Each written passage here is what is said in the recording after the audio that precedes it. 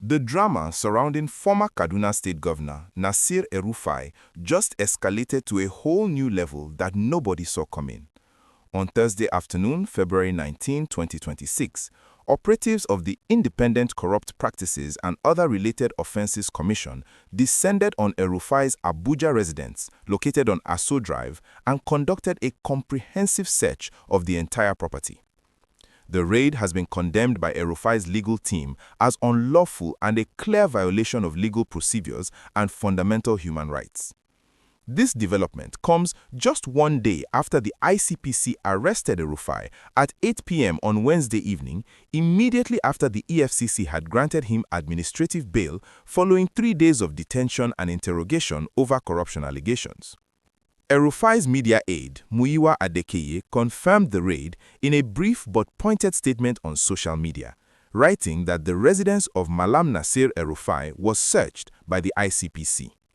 The former governor's lawyer, Ubong Akpan, immediately issued a strong condemnation of the operation, describing it as unlawful and stating that it violates both legal procedures and his client's fundamental rights. What makes this raid particularly controversial is the question of whether the ICPC obtained a proper search warrant from a court before storming El-Rufai's home, and if they did, what exactly they were looking for and whether they found anything incriminating. If you have been following this absolutely wild El-Rufai saga from the airport confrontation to the EFCC detention to the ICPC arrest and now this home raid, please hit that like button and subscribe to our channel because this story is developing at lightning speed and you need to stay updated on every single twist and turn. Social media users, including one Imran U. Wakili, who goes by the handle Pulo on the platform X, have been raising serious questions about the legality of this search operation. Imran noted that it is unclear what the status of the search warrant was and whether the courts issued any authorization for this raid. He emphasized that those conducting the search must ensure they are following the law because they will not find anything illegal in El-Rufai's house anyway. The timing and coordination of all these law enforcement actions against El-Rufai suggests a carefully orchestrated operation involving multiple security and anti-corruption agencies. Think about it. The former governor was detained by the EFCC for 3 days, then immediately arrested by the ICPC the moment he stepped out of EFCC custody at 8 p.m., and less than 24 hours later, ICPC operatives are raiding his home in Abuja. This level of coordination between agencies indicates that there is a high-level strategy at play here, with different institutions working together to build a comprehensive case against the former governor. El-Rufai is facing a perfect storm of legal troubles from multiple directions simultaneously. The EFCC is investigating him for allegedly misappropriation of 423 billion naira during his tenure as Kaduna State Governor from 2015 to 2023. The ICPC has him in custody, investigating separate corruption allegations, including the failed 1.3 billion naira Kaduna Light Rail project. The Department of State Services has filed 3-count cybercrime charges against him at the Federal High Court in Abuja over allegations that he unlawfully intercepted phone communications belonging to National Security Advisor Nuhu Ribadu. With all 3 major anti-corruption and security agencies pursuing him at the same time, El-Rufai is in the most precarious legal position of his entire political career.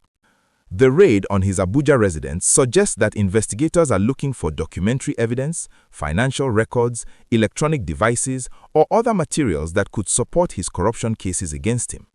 In white-collar crime investigations like this, prosecutors need to establish paper trails showing how public funds were allegedly diverted, where the money went, who benefited, and how transactions were concealed. If El-Rufai kept any incriminating documents at his home, the ICPC would now have access to them following this search. However, El-Rufai's supporters argue that this entire operation is a politically motivated witch hunt designed to punish him for becoming a fierce critic of President Bola Tinubu after his ministerial nomination was not confirmed by the Senate following Tinubu's inauguration. Make sure you are subscribed to this channel and have your notifications turned on because we will be monitoring whether the ICPC releases any statement about what they found during the search of El-Rufai's residence and whether this raid will lead to additional charges being filed against the former governor. the legal battle ahead promises to be absolutely explosive. El-Rufai has shown no intention of going down quietly and has been using social media and television interviews to aggressively push back against what he calls persecution.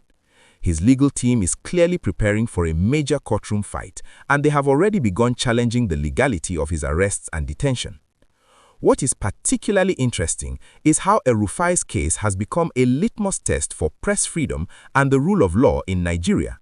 His arrest on cybercrime charges stemmed directly from comments he made during a live television interview where he admitted to listening to intercepted phone conversations of the National Security Advisor. This raises questions about whether public officials can face criminal prosecution for statements made during media interviews, even if those statements involve admitting to potentially illegal activities like phone tapping. The intersection of free speech, media rights, and criminal liability is going to be a fascinating aspect of this case as it moves through the courts. The coming days will reveal whether El-Rufai remains in ICPC custody indefinitely or whether his lawyers succeed in securing his release on bail.